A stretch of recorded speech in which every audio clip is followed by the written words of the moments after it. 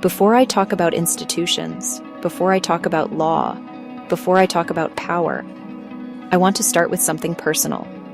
Not dramatic, not sensational, just real. Because questions about justice don't begin in Parliament. They begin when ordinary people feel afraid that the system meant to protect them might not be neutral. Years ago, while living in Bedford, I was going through a difficult divorce and custody process. I was newly arrived, disoriented, and trying to hold myself together in a country that was not my own. At the time, I volunteered at the Anglian Wolf Society.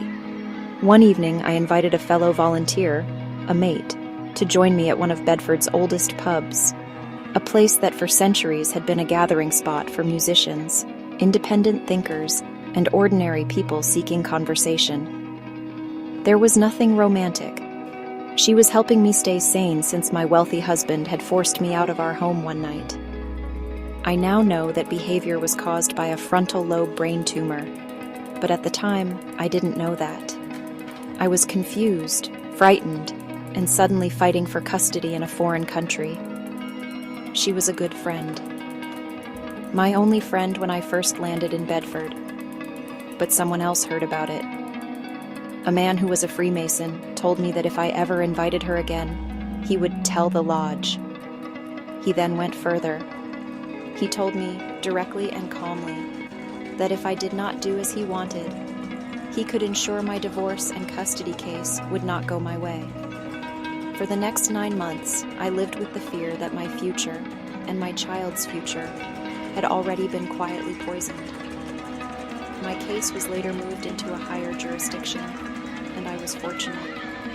But I often ask myself what would have happened if it hadn't been. What if no one inside the system had intervened? What if I had been alone?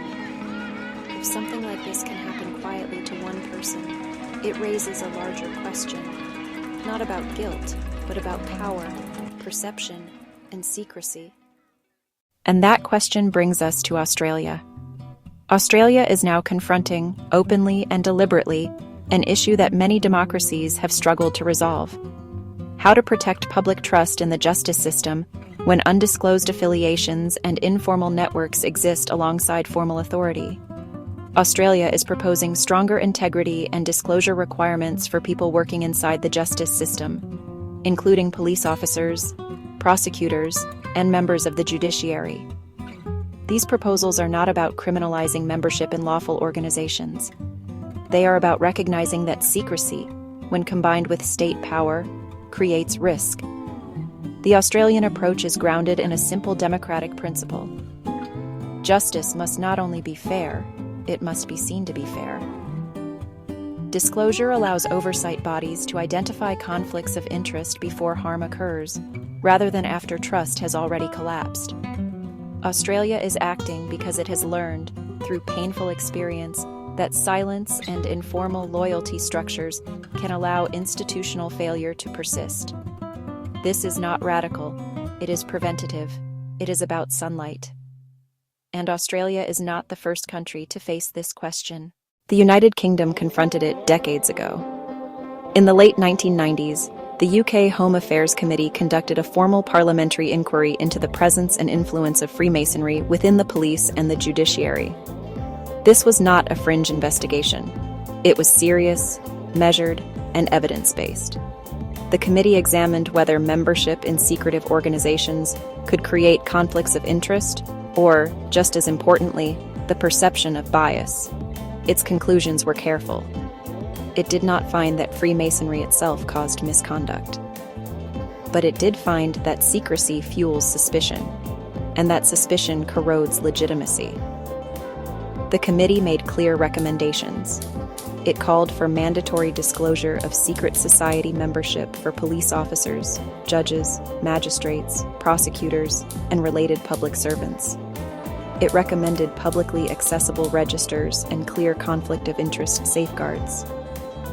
The government of the day accepted those recommendations. On paper. In practice, implementation faltered. Disclosure requirements applied mainly to new appointments, not existing officials. Participation was voluntary. Data protection concerns were cited repeatedly. The United Grand Lodge of England declined to provide comprehensive membership lists, citing privacy and organizational autonomy. As a result, the transparency framework envisioned by Parliament was never completed. Registers were partial. Oversight was inconsistent. Responsibility for enforcement became diffuse. The system relied on goodwill where formal safeguards were needed.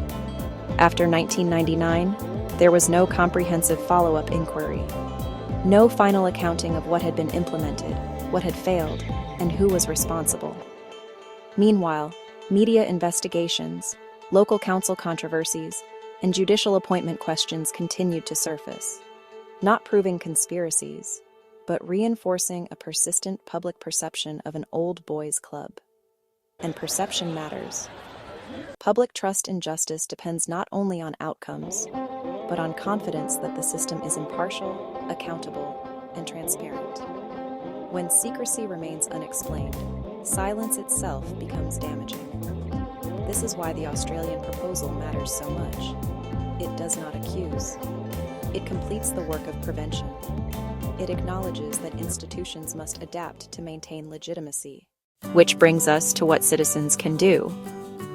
Through our Citizen Toolkit, ordinary people can submit lawful freedom of information requests that focus on process rather than individuals. These requests can ask which departments were responsible for implementing the Home Affairs Committee recommendations, what guidance exists on disclosure and conflicts of interest, what correspondence addressed data protection objections, and why public registers were curtailed or abandoned. These are not hostile acts. They are democratic ones. Asking how decisions were made is not an accusation. It is participation. And this leads to the petition. Linked in the description is a public petition calling on the UK government and Parliament to revisit the unfinished recommendations of the Home Affairs Committee, to clarify who was responsible for their implementation, to strengthen transparency safeguards in the justice system, and to restore public confidence through openness. This petition does not call for punishment. It calls for completion. Because unfinished reform leaves unanswered questions, and unanswered questions we can trust. If this conversation matters to you, I invite you to sign the petition, explore the Citizen Toolkit, and share this work with others who care about justice and democracy. And if you'd like to stay with this project as it continues, please consider subscribing, liking, and sharing this channel. Transparency protects everyone. Thank you for listening.